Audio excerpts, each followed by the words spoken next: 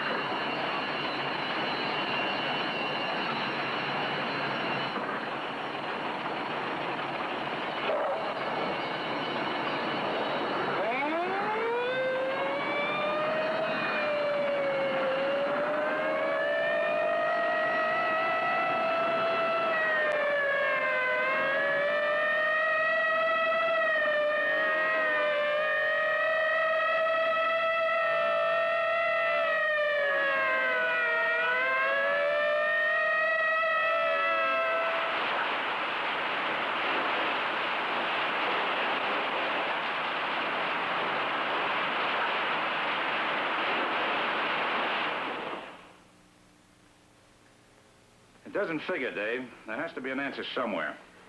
Now you know what we've been up against, Mr. Garrett. All those fires in such a short period. Every one of those buildings was insured by my company, and every one of them a total loss. When I checked with Inspector Reed from arson, he said they didn't have a shred of evidence to go on. That's why I came to see you. We're going to need a lot of help. You've been an investigator with Byron Fidelity for quite some time, haven't you?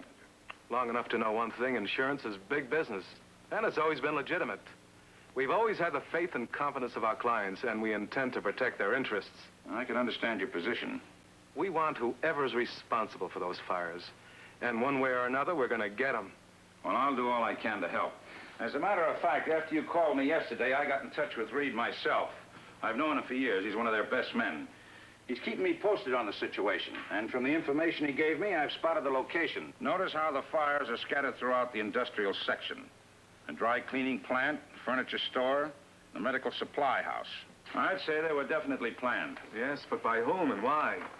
As far as I can see, if it isn't a juvenile gang, it must be a pyromaniac.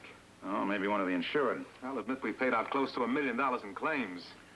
Maybe it's someone on the inside, someone connected with the company getting a cut every time they pay off a claim. That would be almost impossible to do. Besides, I've covered everything. Personnel, insurance brokers, salesmen. Your theory's good. The only trouble is none of these people would get a chance to profit from the insurance. There's too much red tape. It all leads back to the client, doesn't it? Suppose you're right. Why the sudden outbreak of fires? Why all at once? You give me the motive and I'll give you the answers. Hello, Garrett speaking. Yeah. When? Right, Frank. We'll be right over. Inspector Reed, there's been another warehouse fire on the east side. The Maurice Leonard Fur Company. That's one of our clients. We better take a look. I'll get the car and meet you in front. 10 unexplained fires in less than 2 weeks. Collins has a right to be worried. But if this keeps up, there won't be much left of the city to worry about.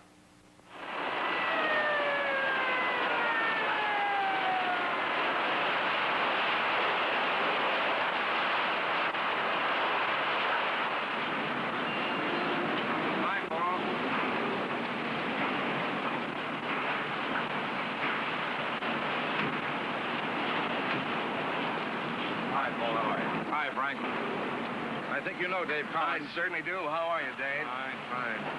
Sure looks like a mess. It's just like the others. Obviously burned at high intensity. All the hardware is melted. Door handles, hinges, things like that. Not much anyone could have done. And you still have no evidence. Nothing to indicate how it started. Don't get so excited. I didn't say that. Well, what do you got up your sleeve, Frank? Come over here. I want to show you something.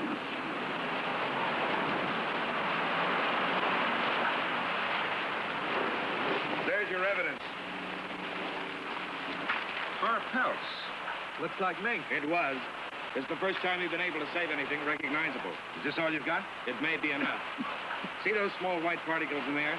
I think we'll find they had something to do with the fire. Well, how soon will you let us know? We'll have to run a test. I'm having every inch of debris sifted for evidence.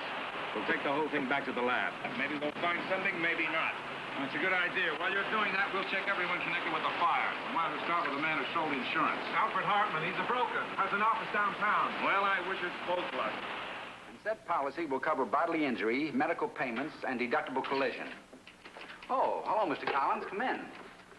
Mr. Hartman, this is Paul Garrett, District Attorney. How do you do? How do you do? Well, this is rather an unexpected surprise. Won't you sit down? Thank you. You here on business or pleasure, Mr. Garrett? Well, actually, we'd like to talk to you about those recent fires, Mr. Hartman. It seems you've been handling the policies. That's right. I've already told Mr. Collins all I know, but if there's anything I can add... Well, did you notice any particular pattern? Anything that might give us a lead? You think there's something funny going on? Well, wouldn't you say 10 major fires in less than 2 weeks is rather peculiar? Well, as a matter of fact, yes. I didn't want to admit it even to myself, but after the third fire, I notified the company. He's right about that. How long have you been handling Byron Fidelity Insurance? About 1.5 years now. Believe me, I want to see this cleared up as well as you. Well, of course. What about that warehouse that burnt down? Warehouse? The Maurice Leonard Fur Company. The fire occurred this morning. I didn't know. They haven't filed their claim as yet. Was there anything unusual about their insurance? No, straight insurance. But there was one thing. Let's take a look at the files.